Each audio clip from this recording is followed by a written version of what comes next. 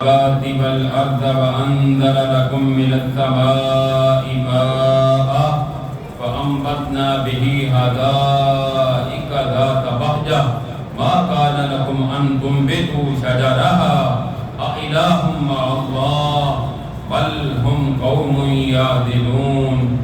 20ویں پارے کے آغاز میں اللہ رب العزت فرماتے ہیں کہ ان سے ذرا سوال کیجئے کہ زمین و آسمان کو پیدا کس نے کیا ہے، آسمان سے پانی نازل کس نے کیا ہے، اور اس کے ساتھ طرح طرح کی اموریاں کس نے پیدا کی ہیں۔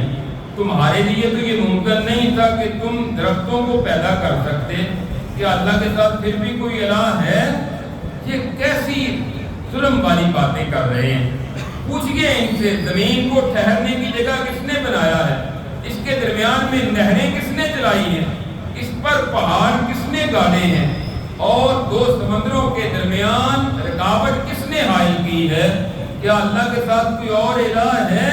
ان میں سے اکثر لوگ اس حقیقت کو نہیں جانتے۔ اچھا کون ہے جو پریشان حال کی پریشانی میں اس کی پکار کو سنے، جبکہ وہ پریشان حال اس کو پکارے اور اس کی تکلیف کو دور کرے، اور وہ تم کو زمین میں خلیفہ بناتا ہے؟ کیا اللہ کے ساتھ کوئی اور الہ ہے؟ بہت تھوڑے ہیں جو نصیحت حاصل کرتے ہیں۔ اچھا بری اور بحری، خشکی اور تری کی تاریکیوں میں تمہاری رہنمائی کون کرتا ہے؟ ہوائیں جو اللہ کی رحمت بارش سے پہلے کون بھیجتا ہے؟ کیا اللہ کے ساتھ کوئی اور الہ ہے؟ اللہ پاک ہے اس سے جس کو وہ اللہ کا شریک ٹھہراتے ہیں۔ اچھا کون ہے جس نے مخلوق کو آغاز میں پیدا کیا اور پھر وہ اس کو دوبارہ لٹائے گا؟ آسمان و زمین سے تمہیں رزق کون دیتا ہے؟ کیا اللہ کے ساتھ کوئی اور ہے؟ کہہ دیجئے کوئی دلیل لے کر آؤ اگر تم سچے ہو۔ کہہ دیجئے زمین و آسمان میں جو کوئی بھی ہے وہ غیب نہیں جانتا اللہ کے سوا، اور وہ تو یہ بھی نہیں جانتے کہ ان کو کب اٹھایا جائے گا۔ یہ ساری اللہ تعالیٰ نے اپنی نشانیاں بیان کر کے اپنی حقانیت کو واضح کیا ہے۔ کافر کہتے ہیں جب ہم مٹی ہو جائیں گے اور ہمارے اباء و اجداد بھی مٹی ہو گئے، کیا ہم دوبارہ اٹھائے جائیں گے؟ یہ ہمارے اباء و اجداد کے ساتھ بھی ایسا وعدہ تھا، یہ پرانے لوگوں کی کہانیاں، ایسا کوئی نہیں ہوگا۔ کہا زمین میں چل پھر کر دیکھو مجرموں کا انجام کیسا ہوا ہے۔ ابھی بھی تمہیں اس کی بات کی سمجھ نہیں آتی۔ اس کے بعد اللہ تعالیٰ فرماتے ہیں کہ اے میرے نبی یہ جو گمراہ ہے نا، یہ کافر، یہ ان مردوں کی طرح ہیں جو نہ سن سکتے ہیں نہ دیکھ سکتے ہیں۔ آپ ان کو سنا نہیں سکتے، آپ ان کو سمجھا نہیں سکتے، ان کو حق بات دکھا نہیں سکتے۔ اچھا جس دن سور میں پھونکا جائے گا، جو کچھ بھی آسمان و زمین میں ہے وہ سارے کے سارے بے ہوش ہو جائیں گے، مگر جس کو اللہ چاہے گا وہی اللہ اس کو محفوظ کرے گا۔ اللہ کے سامنے ساری مخلوق بے بس ہے۔ جو کوئی نیکی لے کر آئے گا وہ اس کے لیے بہتر ہے، اور وہی لوگ اس دن ہر طرح کے خوف سے امن میں ہوں گے، اور جو کوئی برائی لے کر آئے گا اس کو الٹا منہ کے بل جہنم کی آگ میں ڈالا جائے گا۔ جو عمل کرتے ہیں اس کا بدلہ دیا جائے گا۔ اس کے بعد اللہ تعالیٰ نے سورۃ القصص، یہ مکی سورتوں میں سے ایک سورت ہے، اس میں اللہ تعالیٰ نے سب سے پہلے حضرت موسیٰ علیہ السلام کا وہ واقعہ ذکر کیا ہے۔ جب موسیٰ علیہ السلام کے بارے میں اللہ رب العزت فرماتے ہیں کہ زمین میں فرعون نے بڑا فساد برپا کیا ہوا تھا، اور وہ بنی اسرائیل کے بچوں کو ذبح کرتا تھا اور ان کی بچیوں کو زندہ رکھتا تھا، اس نے بڑا فساد پھیلایا ہوا تھا۔ ہم نے چاہا کہ ان کمزور لوگوں پر احسان کریں، ان پر اپنی مہربانی کریں، اور ان کو ہم زمین کا وارث بنائیں۔ اللہ تعالیٰ فرماتے ہیں پھر ہم نے ان حالات میں موسیٰ علیہ السلام کی والدہ کے دل میں یہ بات ڈالی کہ تو اپنے بچے کو دودھ پلاتی رہ۔ فرعون نے کہا تھا کہ اس طرح کیا جائے کہ بنی اسرائیل کے ہاں جو بھی بچہ پیدا ہو اس کو قتل کر دیا جائے، بچیوں کو زندہ رکھو، بچوں کو قتل کر دو۔ کچھ دیر گزری تو آ کر وزیروں مشیروں نے کہا جناب ان سے تو ہم مشقت والے کام لیتے ہیں، آہستہ آہستہ سارے مرد ختم ہو جائیں گے، پھر کام تو ہمیں خود کرنے پڑیں گے، تو اس طرح مناسب نہیں ہے۔ اس کا حل یہ انہوں نے نکالا 1 سال بچوں کو زندہ رہنے دو، 1 سال بچوں کو قتل کر دو۔ جس سال بچوں کو زندہ قتل کرتے تھے اس سال جناب موسیٰ علیہ السلام پیدا ہوئے، اور جس سال بچوں کو زندہ رکھتے تھے اس سال حضرت ہارون علیہ السلام پیدا ہوئے۔ اب موسیٰ علیہ السلام چھوٹے بچے ہیں، ڈر خطرہ تھا کہ وہ ظالم آئیں گے اور اس بچے کو قتل کر دیں گے۔ اللہ تعالیٰ فرماتے ہیں ہم نے موسیٰ علیہ السلام کی والدہ کے دل میں یہ بات ڈالی کہ تم اس طرح کرو کہ اس کو دودھ پلاتی رہو، جب ان ظالموں کے آنے کا ڈر اندیشہ ہو تو پھر تم اس بچے کو کسی صندوق میں ڈالو اور اس دریا میں بہا دو۔ انہوں نے ایسے ہی کیا، دریا میں بہا دیا۔ آگے چلتے چلتے وہ فرعون کے محل کے پاس سے دریائے نیل گزرتا تھا، وہاں انہوں نے دیکھا فوجیوں نے کہ صندوق جا رہا ہے، کوئی سامان ہوگا، اس کو پکڑا، لے گئے، جا کر کھولا تو دیکھا اس میں بچہ ہے۔ اب فرعون کی بیوی حضرت آسیہ کہنے لگی فرعون اس کو قتل نہ کریں، ہماری اولاد کوئی نہیں، چلو اس کو بیٹا بنا لیں گے یا شاید ہمیں کوئی نفع دے جائے، تو اس کو نا اسی طرح اپنے پاس اس کی پرورش کرتے ہیں۔ ادھر موسیٰ علیہ السلام کی والدہ نے اپنی بیٹی کو موسیٰ علیہ السلام کی بہن کو کہا تم ساتھ ساتھ جاؤ، دیکھو دل میں پریشانی۔ اللہ کہتے ہیں موسیٰ علیہ السلام کی والدہ کو ہم حوصلہ نہ دیتے، انہوں نے کسی سے یہ بات بیان کر بیٹھنا تھی، یہ بڑے جگرے کی بات تھی کہ اپنے بیٹے کو خود ہی پانی کے اندر بہا دینا۔ بہرحال ادھر پکڑا انہوں نے، عورتوں نے دودھ پلانا چاہا، وہ دودھ پیتے ہی نہیں، حتیٰ کہ یہ موسیٰ علیہ السلام کی جو بہن ہے یہ کہنے لگی میں تمہیں ایک عورت کے بارے میں نہ بتاؤں، اس کا دودھ یہ پی لے گا، گاؤں بلا کے کہاں ہے وہ، لے کے آئی، موسیٰ علیہ السلام کو چھاتی سے لگایا تو انہوں نے دودھ پینا شروع کر دیا۔ کہنے لگے یہ بالکل ٹھیک ہے، آپ کے اخراجات سارے ہمارے گھر سے، تم نے اس کو دودھ پلانا ہے، اس کی پرورش کرنی ہے۔ اللہ تعالیٰ فرماتے ہیں جب موسیٰ علیہ السلام بڑے ہوئے تو پھر ایک دن موسیٰ علیہ السلام کو ہم نے علم و حکمت بھی عطا کی تھی۔ ایک دن موسیٰ علیہ السلام بازار میں جا رہے تھے، وہاں ایک موسیٰ علیہ السلام کی اپنی قوم بنی اسرائیل کا، ایک فرعونیوں کا قبطی، یہ دونوں آپس میں لڑ رہے تھے۔ موسیٰ علیہ السلام چھڑانے لگے اور وہ جو فرعونی تھا نا وہ چھوڑتا نہیں ہے، اس کو مکہ مارا، وہ مر گیا۔ موسیٰ علیہ السلام کہنے لگے یا اللہ یہ تو بڑا گناہ کر بیٹھا ہوں، حالانکہ جان بوجھ کر نہیں مارا تھا، مکے سے بندہ تو نہیں عام طور پہ مرتا، یا اللہ بندہ مر گیا ہے۔ اب بڑی پریشانی، لیکن کسی کو پتہ نہیں چلا، لوگوں میں خبر پھیل گئی کہ بندہ کسی نے مار دیا لیکن کوئی پتہ نہیں ہے، کیونکہ موسیٰ علیہ السلام ہے اور دوسرے بنی اسرائیل کا بندہ ہے۔ دوسرے دن پھر موسیٰ علیہ السلام بازار میں جا رہے ہیں تو دیکھا کہ وہی جس کو کل بنی اسرائیل کے کو چھڑایا تھا نا، وہ آج ایک اور کے ساتھ لڑائی کر رہا ہے۔ موسیٰ علیہ السلام اس فرعونی کو پھر پکڑنے لگے تو اس نے سمجھا کہ کہیں یہ مجھے پکڑیں گے، تو کہنے لگا موسیٰ کل ایک بندہ مار دیا آج پھر مارنا چاہتے ہو، اپنی قوم کا بنی اسرائیل کا۔ اس سے دوسرے کو فرعونی کو پتہ چل گیا کہ کل کا جو قاتل تلاش کر رہے تھے وہ تو یہ موسیٰ ہے۔ اس نے جا کے فرعون کو بتایا، ادھر میٹنگ ہوئی، پروگرام بنا کہ موسیٰ کو قتل کر دیا جائے۔ اللہ تعالیٰ کہتے ہیں چونکہ محل جو ہے وہ آخری کنارے پر تھا، شہر کے دریا کے کنارے پر، وہاں سے ایک بندہ دوڑتا ہوا آیا، کہتے ہیں یہ تو یا تو بنی اسرائیل کا تھا یا یہ فرعون کی قوم کا تھا، اس کے دل میں ایمان تھا لیکن ابھی تک اس نے چھپایا ہوا تھا، تو یہ وہاں اندر کی بات لے کر آیا، کہنے لگا موسیٰ تیرے قتل کی پلاننگ ہو گئی ہے، لہذا میں تیرا خیر خواہ ہوں، بس یہاں سے نکل جا، کسی طرح یہاں سے دوڑ جا۔ موسیٰ علیہ السلام کوئی پلاننگ نہیں، کوئی پروگرام نہیں، کوئی اس سے پہلے کوئی راستے کا پتہ نہیں، بس اللہ کا نام لے کر چل پڑے، چلتے جا رہے ہیں، آگے جا کے کہتے ہیں یا اللہ راستہ تو نے دکھانا ہے۔ چلتے چلتے اللہ نے راستہ دکھایا، مدین کے علاقے میں پہنچ گئے۔ مدین کا علاقہ جو ہے یہ حضرت ابراہیم علیہ السلام کے ایک بیٹے کے نام پر تھا یہ علاقہ، وہاں پہنچ گئے اور وہاں شہر کے باہر ہی دیکھا ایک کنواں ہے، وہاں لوگ اپنی اپنی بکریوں کو پانی پلا رہے ہیں۔ موسیٰ علیہ السلام جا کر وہاں ٹھہر کر درخت کے نیچے بیٹھے، دو بچیاں ہیں، نوجوان عورتیں لڑکیاں ہیں، یہ اپنی بکریاں لے کر سائڈ پہ کھڑی ہیں۔ موسیٰ علیہ السلام کہتے ہیں تم پانی کیوں نہیں پلاتی؟ کہنے لگی ہمارا باپ بزرگ آدمی ہے، بوڑھا ہے، یہ لوگ اپنی اپنی بکریوں کو پانی پلاتے ہیں، بڑے ظالم ہیں، پتھر اوپر رکھ کے چلے جاتے ہیں، ہم بچا کچا بعد میں پانی پلاتے ہیں، ہمارے لیے بڑا مشکل ہے۔ موسیٰ علیہ السلام وہ پتھر مفسرین نے کہا 10 بندے مل کر اس کو سائڈ پر کرتے تھے، موسیٰ علیہ السلام اکیلے نے پتھر سائڈ پہ کیا، ان کی بکریوں کو پانی پلا دیا، پانی پلایا، وہ بکریاں لے کر چلی گئی، خود درخت کے نیچے بیٹھ کے اپنے رب کے سامنے دعا کرتے ہیں، رب انی لما انزلت الی من خیر فقیر، اے میرے رب میں محتاج ہوں تیری طرف سے خیر کا، یا اللہ تو ہی اب مجھے خیر دے دے، اب روٹی بھی کھانی ہے، رہنے کے لیے جگہ بھی کوئی نہیں، علاقے میں جانتا بھی کوئی نہیں۔ ادھر سے وہ بچیاں لے کر اپنی بکریاں چلی گئی۔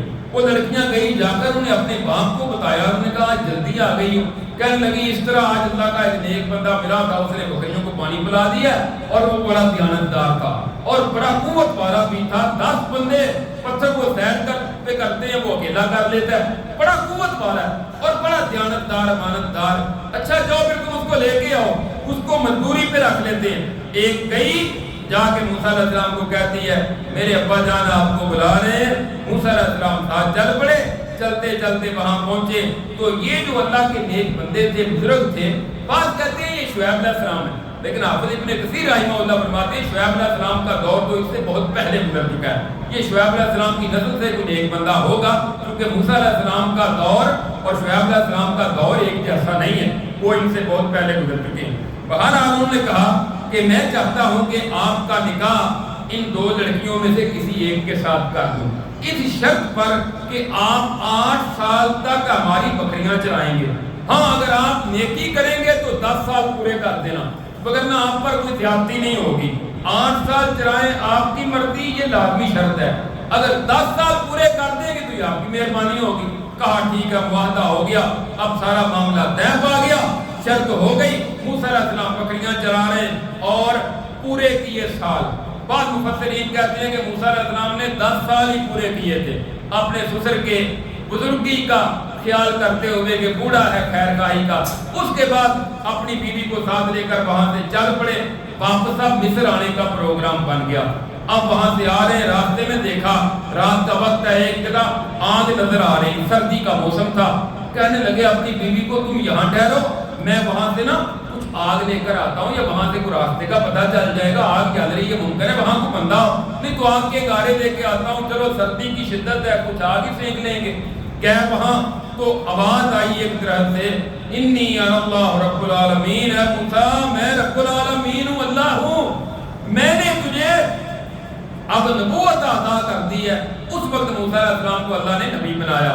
اب یہ تیرے ہاتھ میں جو لاٹھی ہے نا، اس کو زمین پہ پھینکو، زمین پہ پھینکی، وہ بہت بڑا اژدہا سانپ بن گیا۔ موسیٰ علیہ السلام خوفزدہ ہو کر بھاگنے لگے، کہا جانا نہیں موسیٰ، ڈرنا نہیں، تجھے کچھ نہیں کہے گا، دوبارہ پکڑ لو۔ پکڑ لیا، وہ لاٹھی ہے۔ کہا ہاتھ اپنی بغل میں ڈالو، ڈالا، باہر نکالا، یہ چمک رہا ہے، کہا یہ کوئی بیماری نہیں ہے، یہ روشنی چمک رہا ہے، یہ بھی ایک نشانی ہے۔ موسیٰ علیہ السلام کو اب اللہ تعالیٰ نے کہا اے موسیٰ اب تم اس طرح کرو کہ تمہیں خوف طاری ہو نا تم پر، تو تم نے اپنے ہاتھوں کو اس طرح کر لینا۔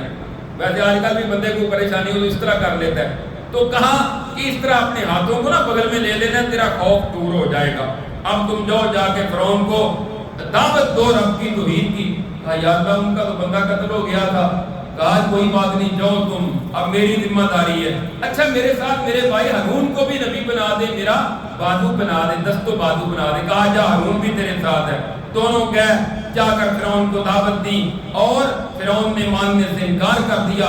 آگے وہی واقعہ ہے جو پہلے بیان ہوا تھا کئی مرتبہ، اور آگے اس کے بعد اللہ تعالیٰ فرماتے ہیں فرعون نے نا کہا کہ یہ تو بڑا جادو ہے جو کر کے دے آیا ہے، اور پھر اپنے وزیر کو کہنے لگا، حامان کو کہتا ہے کہ بڑا اونچا محل تیار کر پکی اینٹوں کے ساتھ، اس کے اوپر کھڑا ہو کے دیکھتا ہوں اس کا رب کہاں ہے۔ یہ کہتا ہے میرا رب آسمانوں پہ ہے، میں ذرا دیکھوں تو کہاں ہے اس کا موسیٰ کا رب۔ اس قدر یہ حق کے مخالفت کرنے والا بدبخت ایسی باتیں کر رہا ہے۔ اللہ تعالیٰ نے پھر موسیٰ علیہ السلام کو نبوت عطا کر کے ساتھ ساتھ موسیٰ علیہ السلام کو اللہ تعالیٰ نے غلبہ بھی عطا کیا، اور موسیٰ علیہ السلام کو اللہ تعالیٰ نے کامیابی عطا کی، اور پھر فرعون کو اللہ تعالیٰ نے وقت گزرنے کے ساتھ ساتھ دریا میں غرق کر کے اور آل فرعون کو بھی غرق کر دیا۔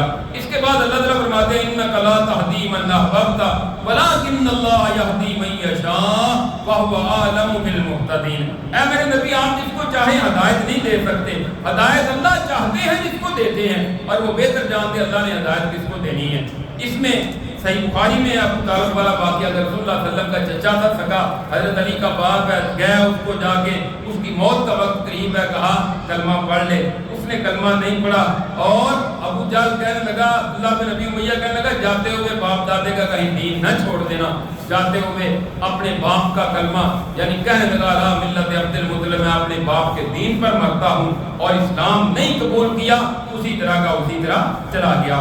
اس کے بعد اللہ تعالیٰ نے فرمایا کہ کوئی بستی بھی ہم نے ہلاک نہیں کی مگر ان کی جو مین بستیاں تھی نا ان میں ہم نے کوئی ڈرانے والا سمجھانے والا نبی بھیجا ہے. یعنی ہر چھوٹی سے چھوٹی بستی میں نبی نہیں آیا.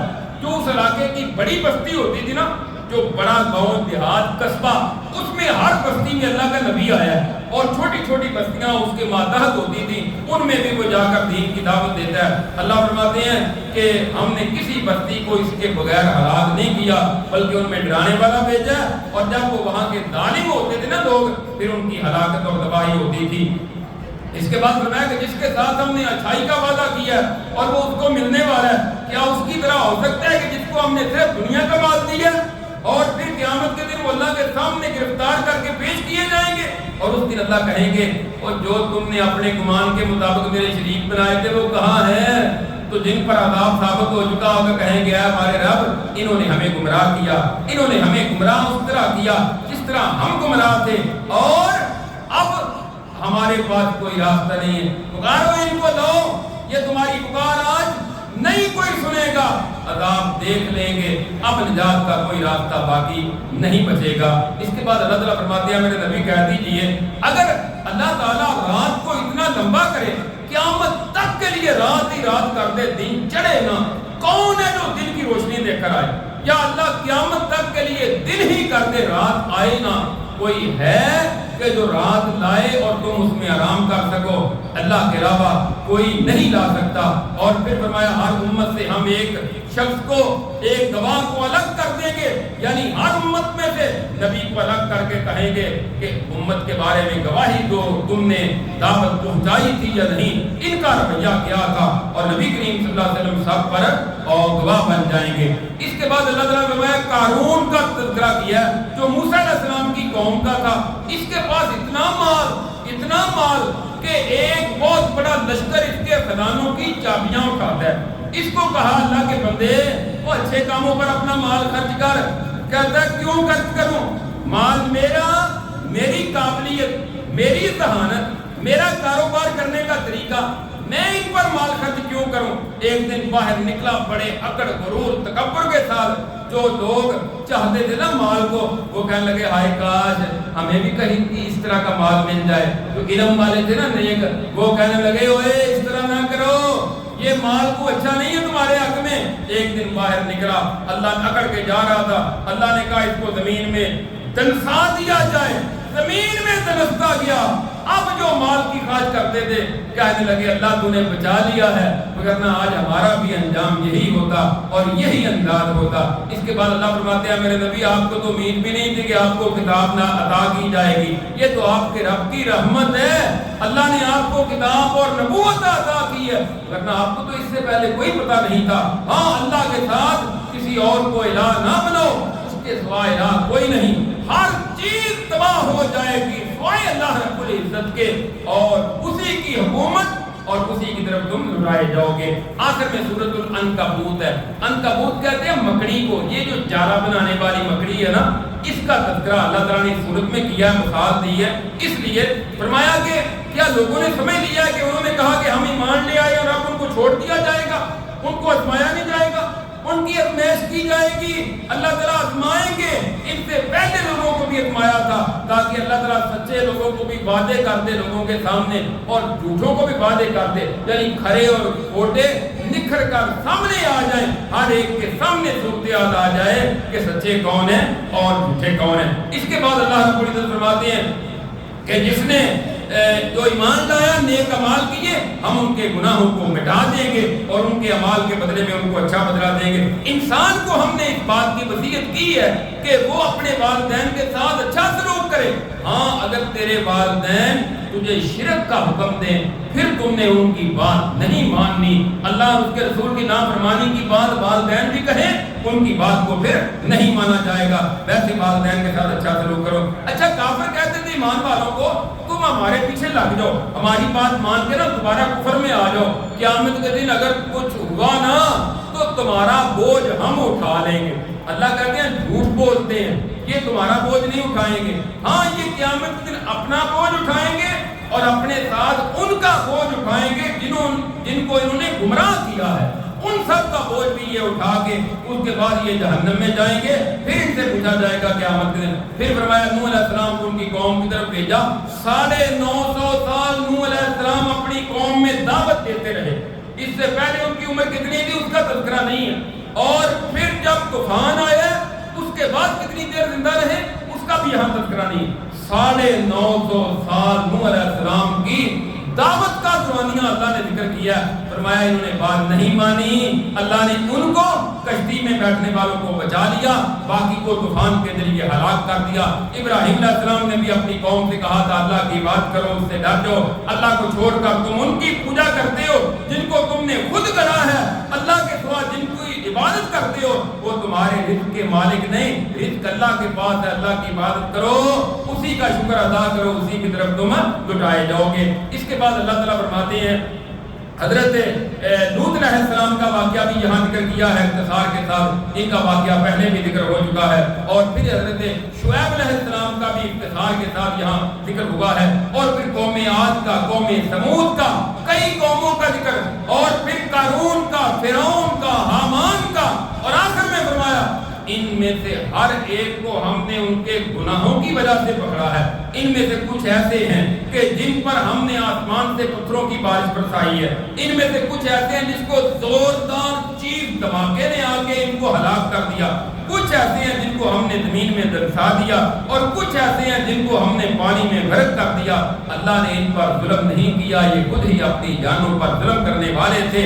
مثال ان لوگوں کی جو اللہ کے سوا اور اولیاء کو پکارتے ہیں, ان کی مثال مکڑی کی طرح ہے جس نے جانا بنا, اور بے شک مکڑی کا جو گھر ہے وہ تو بڑا ہی کمزور ہے. یعنی جس طرح وہ بالکل ناقص ہے, اسی طرح اللہ کے سوا کسی اور کو پکارنا یہ بھی بالکل کمزور اور ناقص عقیدہ ہے. یہ اسی جالے کی طرح ہے, ان کی بھی کوئی حیثیت نہیں ہے.